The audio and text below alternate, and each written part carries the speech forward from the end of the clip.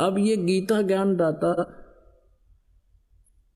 15वें श्लोक तक तो कहता है ब्रह्मा विष्णु महेश की पूजा करने वालों को मूर्ख, राक्षस स्वभाव को धारण किए मनुष्य में नीच दूषित कर्म करने वाले बताता है, ये मेरी भक्ति नहीं करते ब्रह्म की। अब 16, 17, 18 में 3 श्लोकों में अपने विषय बता रहा है कि मुझ ब्रह्म की भक्ति भी 4 प्रकार के करते हैं, या तो कोई करता ही नहीं, जैसे शुरू में 7वें अध्याय के प्रथम दूसरे श्लोक में कहा है कि मेरी भक्ति का प्रयत्न हजारों में कोई एक करे है, और उनमें से भी कोई एकाध मुझे पहचान पाता है, मुझे समझता ढंग से, यानी ब्रह्म तक पहुंचता है। तो यहाँ वही कहता है 4 प्रकार के मेरी साधना करते हैं, आर्थ, अर्थार्थी, जिज्ञासु और ज्ञानी। तो उन तीनों को तो रिजेक्ट करता है ये। आर्थ तो वो है जो संकट निवारण के लिए वेदों के मंत्रों के आधार से अनुष्ठान करते हैं, वो अन्य आरती या किसी कविता का सहारा नहीं लेते, ना कोई और मंत्र, वेदों के मंत्रों से करते हैं, तो वो ब्रह्म उपासक ही कहलाते हैं। इसी प्रकार अर्थार्थी जो धन प्राप्ति के लिए धन गढ़ा इकट्ठा बन जाए हमारे, इसलिए कोई अनुष्ठान करते वो वेदों के मंत्रों से ही करते हैं, तो वो भी व्यर्थ है, क्योंकि वो भगवान प्राप्ति नहीं, वो तो अन्य काम लाग रहे हैं। और तीसरा जिज्ञासु, जैसे घर से निकला भगवान पाने के लिए, आज्ञा ज्ञानी संत टकरा गए, उनसे खचड़ा ज्ञान इकट्ठा किया, आप वक्ता बन गया, वो जिज्ञासु, वो भी व्यर्थ बताया नहीं। अब चौथी प्रकार के ज्ञानी हैं। ज्ञानी का अर्थ है कि जिसने ये समझ लिया कि मनुष्य जीवन बार बार नहीं मिलेगा, और मनुष्य जीवन का मूल उद्देश्य है परमात्मा पाना, मोक्ष करवाना, जन्म मृत्यु से पीछा छुटवाना। और फिर उन्होंने वेदों को पढ़ा, जैसा भी उनकी समझ में आया, उन्होंने ये मान लिया कि अन्य देवताओं की पूजा भी नहीं करनी चाहिए, केवल एक परमात्मा एकम, जिसके बराबर दूसरा ना हो, उसकी भक्ति से ही लाभ होगा, मोक्ष होगा। अब उन्होंने जैसा भी वेदों को समझा, उसके आधार से इस ब्रह्म को, क्योंकि यजुर्वेद अध्याय नंबर 40 के मंत्र नंबर 15 में लिखा है वायु अनिलम, वायु अनिलम अमृतम अथ इदम भस्मांतम शरीरम ओम कर्तु समर किलवे समर और कर्तुम समर।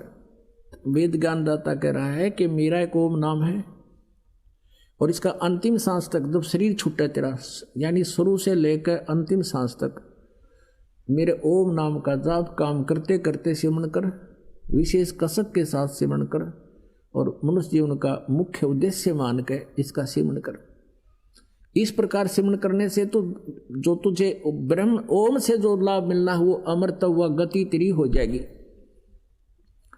तो इन्होंने ऋषियों ने ये तो ले लिया कि ओम नाम है, नथिंग एल्स, और कोई मंत्र नहीं।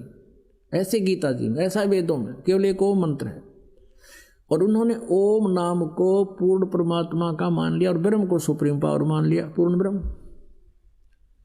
इनका मोतियाबिंद था यजुर्वेद के अध्याय नंबर 40 के श्लोक नंबर 10 से लेकर 13 तक 2 बार कहा है कि उस कोई तो परमात्मा को संभवात कहता है, जन्म लेता है, को असंभवात कि वो जन्म नहीं लेता, वो तो निराकार है। इसका ज्ञान भी तत्वदर्शी संत कराएंगे, उनसे सुनो, वो बताते हैं सही सही। और कोई ये कहता है जिसने एक अक्षर ज्ञान हो गया उसको तुम विद्वान बोल देते हो, अविद्या, और जिसको थोड़ी सी विद्या होगी उसको विद्वान कह देते हो, ज्ञान हो गया अक्षर। तो विद्वान और अविद्वान की परिभाषा भी वो तत्वदर्शी संत बताएगा, उसे सुनो। तो इनकी आंखें बंद होगी, इनका मोतियाबिंद था, उन्होंने ये समझ में ना आई, वो तत्वदर्शी संत तो खोज लो कम से कम, जो वेदों से भी अलग कोई ज्ञान बताएगा, वो नहीं समझ में आया। गीता जी अध्याय नंबर 4 के श्लोक नंबर 34 में कहा कि जो गीता अध्याय नंबर 4 के श्लोक नंबर 32 में कहा कि ब्रह्मणे मुखे सच्चिदानंद घन ब्रह्म की वाणी में, यह उसने परमात्मा ने स्वयं आकर जो ज्ञान बोला है उसके अंदर बहुत विस्तार के साथ यज्ञों यानी धार्मिक अनुष्ठानों की जानकारी दी है, वो तत्व ज्ञान है। उस तत्व ज्ञान को चौथे अध्याय के 34वें श्लोक में कहा गीता ज्ञानदाता ने कि तू किसी तत्वदर्शी संतों के पास जाकर समझ। इसे सिद्ध है कि गीता ज्ञानदाता नहीं जानता उस परम अक्षर ब्रह्म की जानकारी, उसकी वे ऑफ वर्शिप नहीं है, उसको कंप्लीट ज्ञान नहीं है।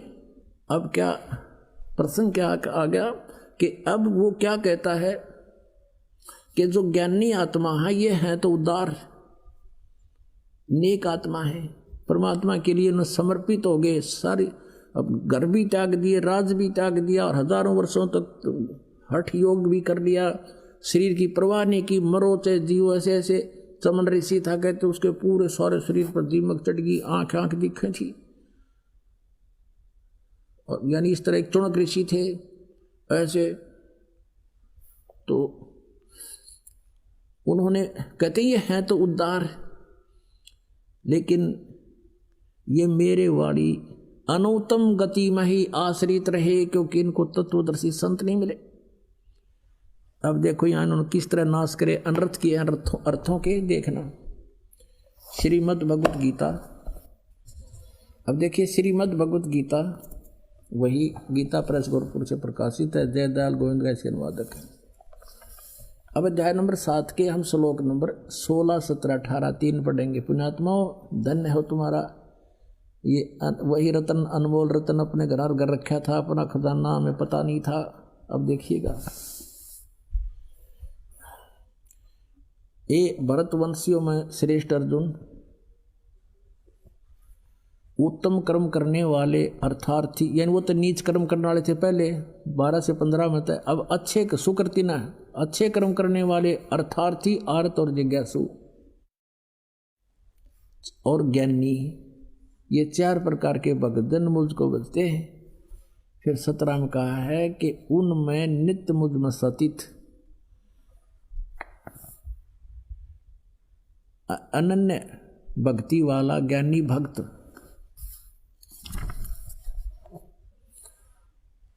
अति उत्तम है, क्योंकि मुझको तत्व से जानने वाले ज्ञानी को मैं अत्यंत प्रिय हूँ और वह ज्ञानी मुझे अत्यंत प्रिय है।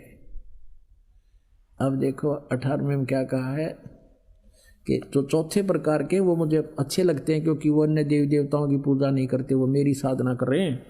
उदारा सर्वे एव एते ज्ञानी तु आत्मा एव मे मतम आस्थित सही युक्तात्मा माम एव अनुत्तमाम गतिम। 18वां श्लोक।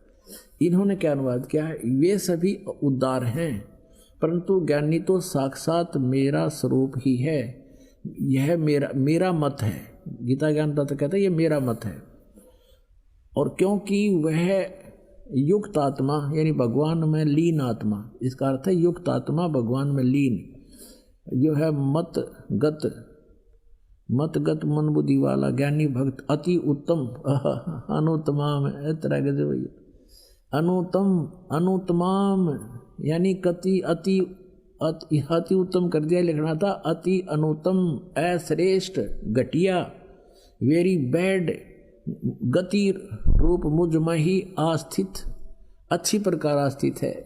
इसका अर्थ क्या बनता देखना, उदारा सर्वे एव एते ज्ञानी तु आत्मा एव में मत, मेरे मत के अनुसार यह मेरा मत है कि सभी ज्ञानी आत्मा, ये ज्ञानी आत्मा हैं तो सर्व की सब बड़ी उदार हैं, भगवान के लिए समर्पित हैं।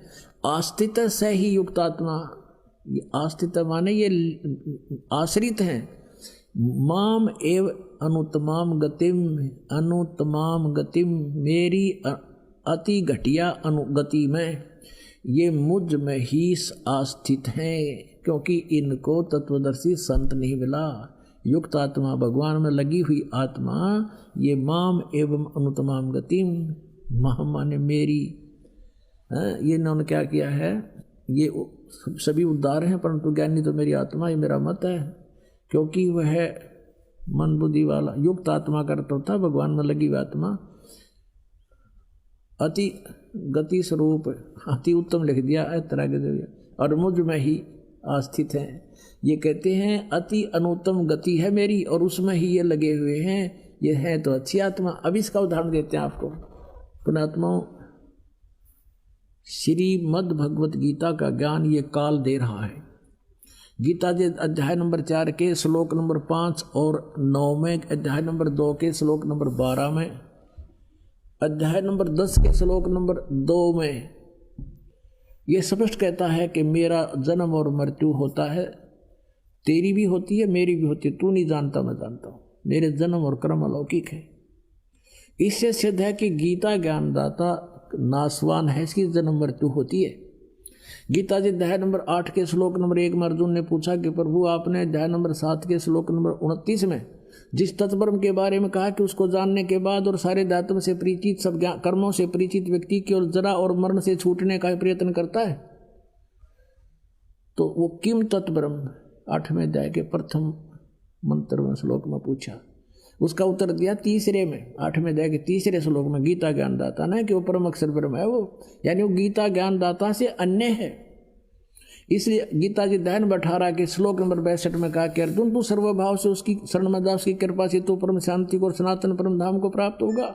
गीता जी अध्याय नंबर 15 के श्लोक नंबर 1 से लेकर 4 में और 16-17 में बताया है कि उल्टा लटका हुआ संसार रूपी वृक्ष है, ऊपर को जड़ पूर्ण परमात्मा, नीचे को तीनों गुण रूपी शाखा है, और जो शांति सभी इस संसार रूपी वृक्ष के सभी विभाग बता देगा। सरपुरुष कौन है, अक्षर पुरुष कौन है और परम अक्षर पुरुष ब्रह्म कौन है, शाखा क्या, पत्ते क्या है, सवेदवित वो तत्वदर्शी संत है। उसके पश्चात परमेश्वर के उस परम पद की खोज करनी चाहिए। 15वें अध्याय के 4 श्लोक में कहा है कि जहां जाने के बाद साधक फिर लौटकर कभी संसार में नहीं आते हैं, उनका पूर्ण मोक्ष हो जाता है। अपने बारे में 8वें अध्याय के 5वें और 7वें श्लोक में कहा कि मेरे में मन वाला हो, मेरे में भावित रहे, मुझे प्राप्त होगा। युद्ध भी करना पड़ेगा, युद्ध भी कर, मेरा सिमरण भी कर। इससे सिद्ध है कि इसमें परम शांति नहीं हो सकती। जहाँ युद्ध का रोल है वहाँ शांति नाम की चीज़ नहीं, और जहाँ जन्म और मृत्यु है वहाँ शांति नहीं। और फिर वो परम धाम कहाँ हुआ, जा जाने के बाद वापस नहीं आते, तो वो परमात्मा अन्य है। इसलिए ये कहता है कि मेरी जो गति है वो अनुत्तम है। 7वें अध्याय के 18वें श्लोक में मेरे ओम से जो मिलने वाली गति है। 8वें अध्याय के 13वें श्लोक में कहता ओम इति एकाक्षरम, ओम इति एकाक्षरम ब्रह्म व्यवहारण माम अनुसमण यह प्रयाति तदंदेहम सयाति परमाम गतिम। ये देखिएगा अब 13वें श्लोक में है। यहाँ संस्कृत भी पढ़ लेंगे क्योंकि देवनागरी लिपि है।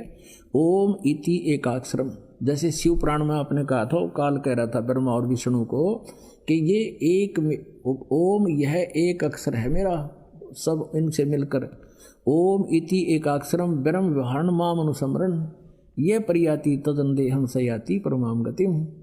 मुझ ब्रह्म का, माम ब्रह्म, मुझ ब्रह्म का केवल एक ओम, यह एक अक्षर है, नथिंग एल्स। हरे कृष्ण हरे राम राधे श्याम सीताराम दिखाई दो किधर गीता में, मूर्ख बना रहे दुनिया ने। यह प्रयाति तदंदेहम, जो शरीर छोड़कर जाते समय तक इसका जाप करता है, सयाति परमाम गति, यानी ओम से मिलने वाली जो परम गति है वो ब्रह्मलोक है। और ब्रह्मलोक में गए हुए प्राणी भी वापस आते हैं। ये देखिए ये 8वें अध्याय का ये 16वां श्लोक है। हे अर्जुन, ब्रह्मलोक पर्यंत सभी पुनरावृत्ति में है, ब्रह्मलोक पर्यंत सब लोग पुनरावृत्ति में है। यह देखिएगा पुनरावृत्ति का अर्थ है जिनको प्राप्त होके फिर पीछे संसार में आना पड़े, यानी पूर्ण मोक्ष नहीं हुआ। और यहाँ इन्होंने अनुवाद गलत कर दिया, किंतु यह 8वें अध्याय के 16वें श्लोक का ये अर्जुन ब्रह्मलोक पर्यंत ओम का जाप करने वाला ब्रह्म का साधक है, ब्रह्मलोक में चला जाता है। ब्रह्मलोक पर्यंत सब लोग पुनरावृत्ति में है, वहाँ जाने के बाद भी वापस आते हैं पुनः क्षीण होने पर। यहाँ इन्होंने अनुवाद कर दिया कि हे कुंती पुत्र, मुझको प्राप्त होकर पुनर्जन्म नहीं होता। ये अगर ये सच्चा है तो फिर ये क्या होगा। गीता जी अध्याय नंबर 4 का श्लोक नंबर 5 और 9 आए है। ये देखिएगा अध्याय नंबर 4 का और श्लोक नंबर 5 है। ये 5 ये यहाँ आ जाता है इसका अनुवाद। हे परंतम अर्जुन, मेरे और तेरे बहुत से जन्म हो चुके हैं, उनको तू नहीं जानता, मैं जानता हूँ। इसे सिद्ध है कि गीता ज्ञानदाता कहता मेरे जन्म मृत्यु होते। 4 अध्याय का 9वां श्लोक है। हे अर्जुन, मेरे जन्म और कर्म दिव्य हैं, निर्मल और अलौकिक हैं, दिव्य हैं, अलौकिक है। अब दूसरे अध्याय के 12वें श्लोक में, ये अध्याय नंबर 2 का और श्लोक नंबर 12, न तो ऐसा ही है कि मैं किसी काल में ना था और न ही अथवा तू नहीं था या राजा लोग नहीं थे, और ऐसा भी नहीं है कि इससे आगे हम सब नहीं रहेंगे। अब 10वें अध्याय के दूसरे श्लोक में देखिएगा, 10वें अध्याय के दूसरे श्लोक में ये कहता मेरी उत्पत्ति को है। ये देखिएगा 10वें अध्याय का ये दूसरा श्लोक, मेरी उत्पत्ति को, ये लीला से प्रकट होने को न देवता लोग जानते हैं और न महर्षि जन जानते हैं, क्योंकि मैं सब प्रकार से देवताओं और महर्षियों का आदि कारण हूँ, या ये मेरे से जन्मे हैं, इनसे जन्म, सबका जन्म मेरे से हुआ है, इसलिए ये मेरी उत्पत्ति को नहीं जानते। ये कहना 8वें अध्याय के 16वें श्लोक में कि मुझे प्राप्त होकर पुनर्जन्म नहीं होता, ये अनुवाद गलत है इनका। यहाँ ये इसका अर्थ ये बनता है, जो ये नहीं जानते मुझे प्राप्त होकर भी कुंते उनका पुनर्जन्म होता है, कि ब्रह्मलोक पर्यंत गए प्राणी भी वापस आते पुनरावृत्ति में। जो ये नहीं जानते, ये कहना था, ये लिखना था इसका।